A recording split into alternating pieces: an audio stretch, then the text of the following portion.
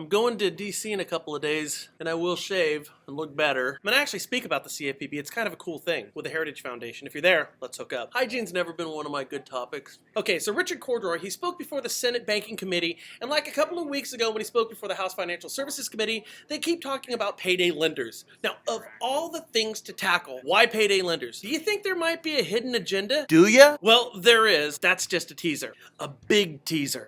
Okay, one more hint. If the CFPB could get rid of payday lenders and cut off the source of funds for the most underserved component of our community, would there be another group that might benefit? The answer is yes. And wouldn't it be interesting if that other unregulated group was littered with past CFPB employees? But more on that later. Okay, so here's the point I want to make. Right now, credit unions are all pissed off because they say they didn't have a hand in the meltdown, so they should be held to a different standard than everybody else. You don't believe me? National Association of Federal Credit Unions CEO Dan Berger said, "We are encouraged by Director Cordray's statement before the committee that the CFPB welcomes input on how it could better exercise exemption authority.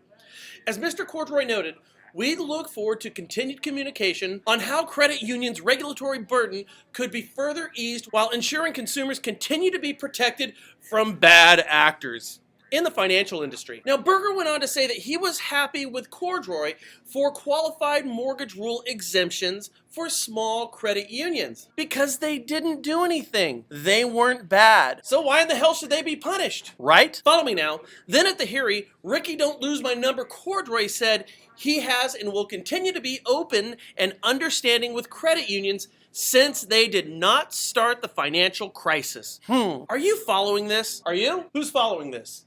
I'm not following. I am following it. The Credit Union National Association and the National Association of Federal Credit Unions want qualified mortgage exemptions and have gotten some already.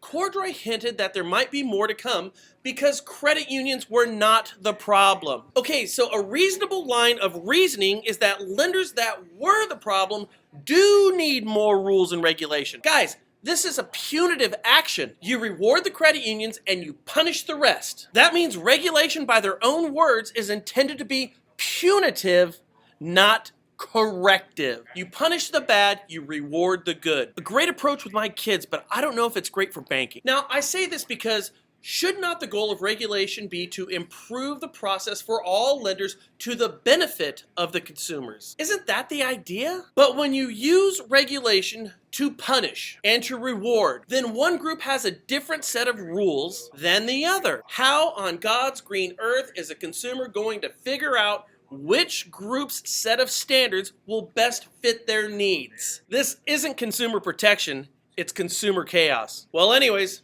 how many are going to be able to figure this out on the consumer end? Survey says mortgage shots. Que sera, sera.